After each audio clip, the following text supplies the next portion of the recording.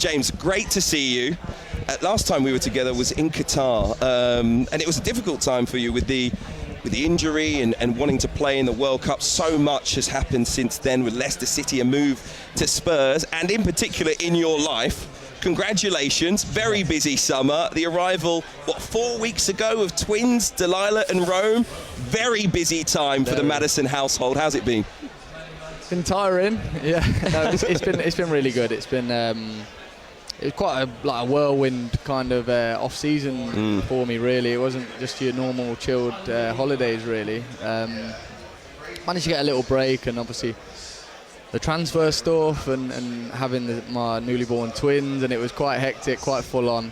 But kind of relaxed a little bit now. We're nearly out of pre-season. When they're a little bit older, sleeping a little bit better. So it's So were your twins born, and then you immediately went off to Australia on pre-season? Yeah, virtually, yeah, almost like a week old, and I was off. Wow. I mean, I got lots of sleep. In a way, you know, as somebody who had a baby fairly recently, I can kind of see the positive and negative on that. Yeah, you could. It depends which way you look at it, right? My missus wasn't too happy. Yeah, fair.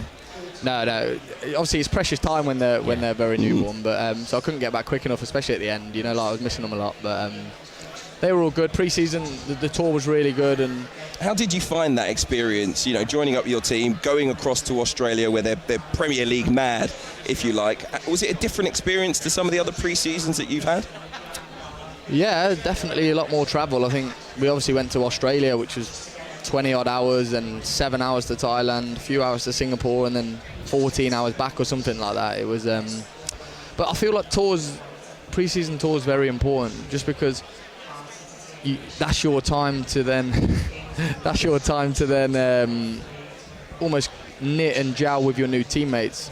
Obviously, I know most of them from playing against them like for 5 years, but you're with them 24/7, you know, and you get to know common interests, personal stuff, and that's how you build the chemistry in terms of the off the field stuff, which helps the on the field stuff. So it's kind of important, and it needs to be done, really. Building chemistry is going to be massive. Yeah, absolutely. And you're new, obviously. Ange Postecoglou's new. Yeah. How's that been? Has he fitted in nice and seamlessly? Yeah, he's been really good, to be honest, and he's very, very thorough. But he has his way of playing, and that's it. And we've all bought into it, to be fair.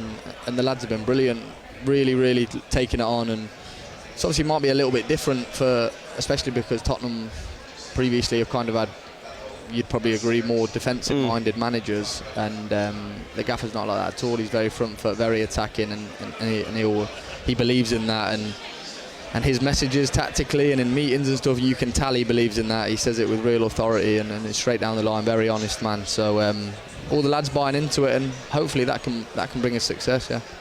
Great stuff ahead at Spurs, but you mentioned the summer period. I didn't want to talk to you about Leicester specifically, but more as an athlete and as a person. Your whole time at Leicester, how's it developed you as a human being, and how can it help you in the future? Because, you know, it can make you stronger, if you like. Oh, definitely. I was there for 5 years, built up such a brilliant relationship with everyone at the club, the fans, the owner, the staff. And it didn't end how I wanted it to. I didn't want it to end on that sour note, and I think that'll probably have scarred me forever, to be honest. Not to go too deep, but I didn't want to leave on that note, that sour note of relegation. Just because I think so highly of the club, and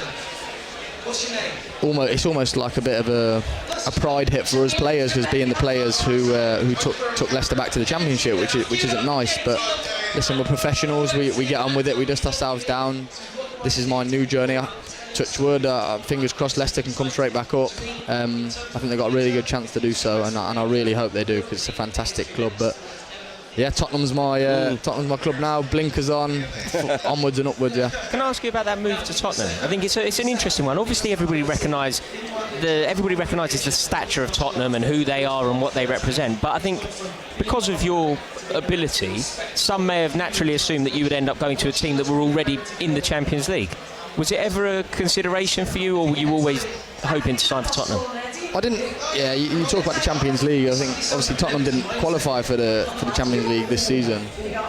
But if you look at the longevity of Tottenham in Europe, it's a pretty good record, and I'm hoping to add to that team to take us back there, and I think we're definitely capable of that.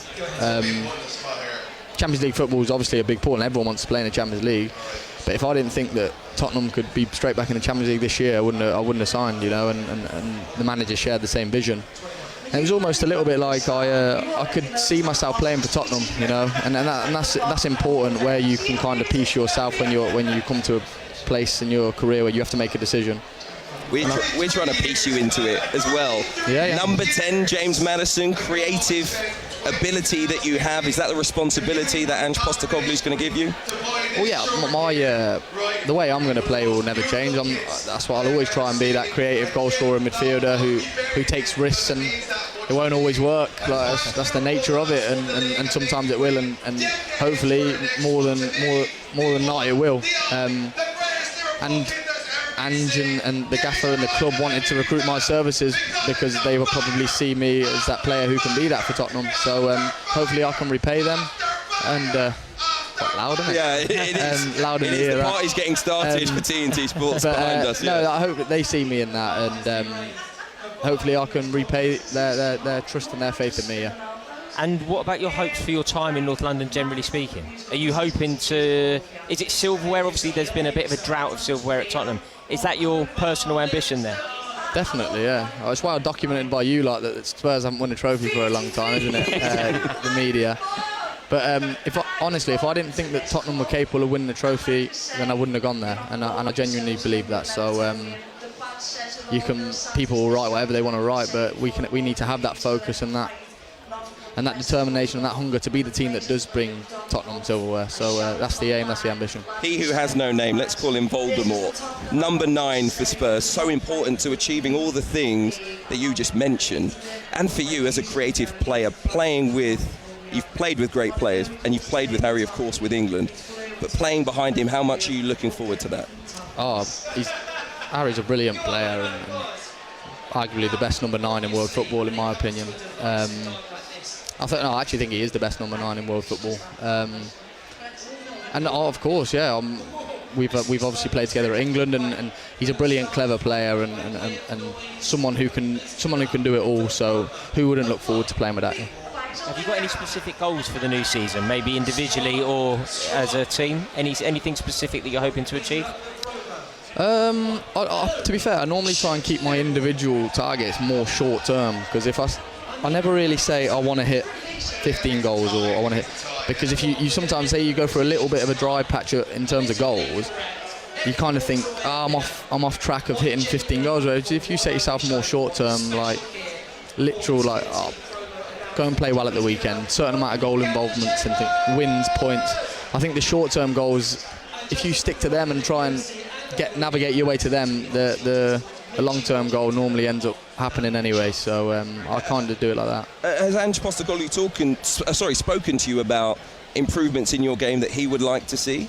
Yeah, we've all been very open. It's been a lot of the first process, the first part of a new manager coming in is always very much a learning process for everyone, for the manager, learning about his players and what their qualities are and what the weaknesses are, and players taking on what the manager wants and the tactical side of things. So that's still being worked on. We train every day, working on trying to implement what the manager wants and his system from the players that we have, and we're working very hard on that. So hopefully it can bring success on the pitch. And if it clicks, I think it's going to be it's like in terms of the names and the personnel that are available at Tottenham at the moment. Players like Richarlison, Kulusevski, Bentancur, they're all wonderful players. If this clicks, do you see it being some beautiful free-flowing football at the lane? Oh, I hope so. Yeah, that's the aim. That's the goal. We all want that. I think all Tottenham fans will tell you that's what they want. Not all of us, but that's why I quickly switched it to Tottenham fans. I think all the Tottenham fans want that.